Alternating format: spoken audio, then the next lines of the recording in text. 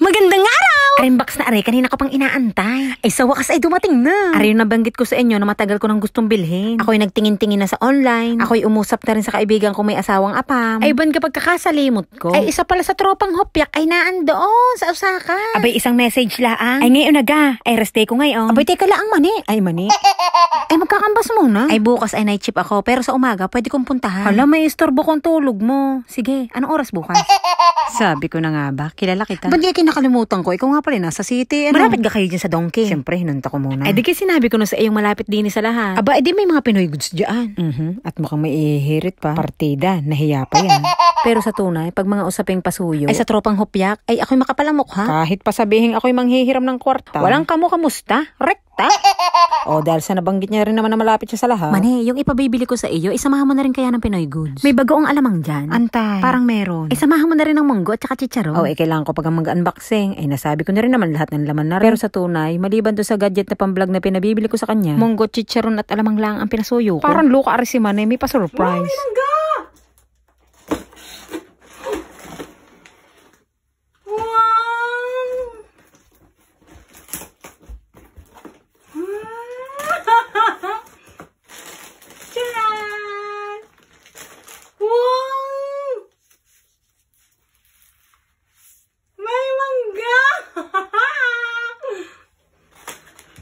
At alam na alam ang kilite. Ay, pagkain. Ay, hindi ko na maalala kung kailan nga baga ako huling nakakain ng ganing hilaw na mangga. Ay, panamang-panama sa alaman. Ay, sagaling talaga. Hoy, alam nyo ga? Ay, nung naghahanap pa lang kami ng malilipatang trabaho din sa Japan, ay, lagi nang ipilit sa akin na mag-caregiver daw kami. Ay, ako'y tigil-tigilan mo dyan mani. Ay, hindi ko dyan raiyan. Ay, pagka sa gabi na maririnig ko pang naiyak ang matanda, ay baka ako hindi na magkantatulog lalo. Ay, di ang ending, ay siya ang sumama sa amin sa food processing. Pero ang puso niya talaga dati pa ay sa caregiver. Akala namin okay na siya doon, ay magkakasama naman kaming 5 hopyak di naka2 taon kami sa ganong kategory ano. Ay ito naman balyo lang yan ay sumadsad na ng sumadsad pa baba. Ay are palang isang are todo hanap na ng malilipatan. Ay hindi na siya nagsabi sa tropang hopyak at alam niyang hindi magsisisama. Isang araw ginulat na lang kami. Last day ko na sa ganitong araw. Di kami ngayon hindi mga nagsiimi ka. Yung ganun na-shock kami. Yung bang kumpiyansa na kami na hanggang sa pag-uwi ng Pilipinas ay kami ang magkakasama. Pag-uwi galing sa trabaho ay kami mga naka-shuttle bus. Di kami ngayon ang magkakadukdukan ano. Para bagang ang bigat sa pakiramdam isipin. Nasa susunod na pag-uwi namin galing sa trabaho ay bakante na yung kanyang pwestong kinauupuan. May mga oras noon na parang gusto ko magtampo. Kaso masyadong makasarili kung iisipin. Hayaan nyo na lang muna ang boses ko ha. Ay naalala ko na naman kasi yung huli naming araw na magkakasama. Hindi ko naman siya pwedeng pigilan sa gusto niyang gawin. Dahil meron siyang anak na binubuhay. Pag lumipat siya ng caregiver at naipasa niya yung exam, may chance na pwede niyang madala dito yung kanyang anak sa Japan. Aring taong ito ang sinasalamin ko para mas lalo kong pag-igihan ng buhay. Inang, may iraras ko pa ba voice over na ito?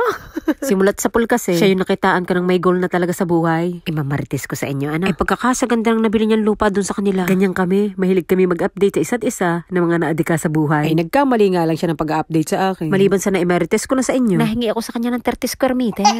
Oo, hindi bili, hingi. Ang ganda naman yung bakasyon ha. Mani, bigyan mo naman ako ng kaunting space dyan. Papatayuan ko ng kubo. Para pag tayo nagkita-kita, ay dito tayo mag-iipon-ipon. Ay ang akala niya ako nagbibiro, ay ako seryoso. Ay umuo siya. Abay pagkagawa ko ng kasulutan, ay baka makakalpot pa. Yan ang kaibigan, buraot.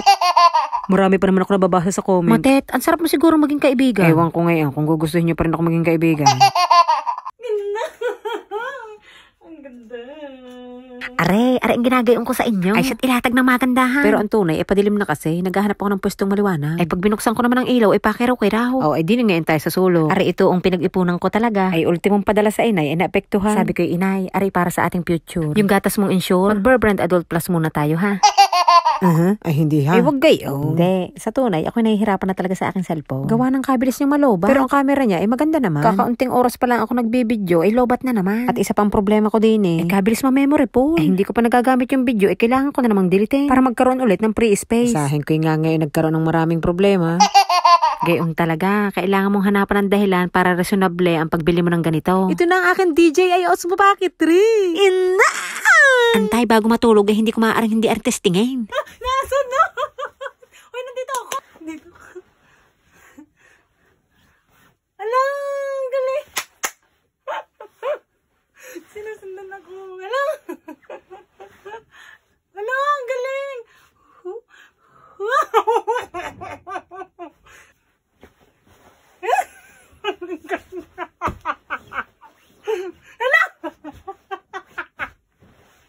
Ay siya, dyan na kayo.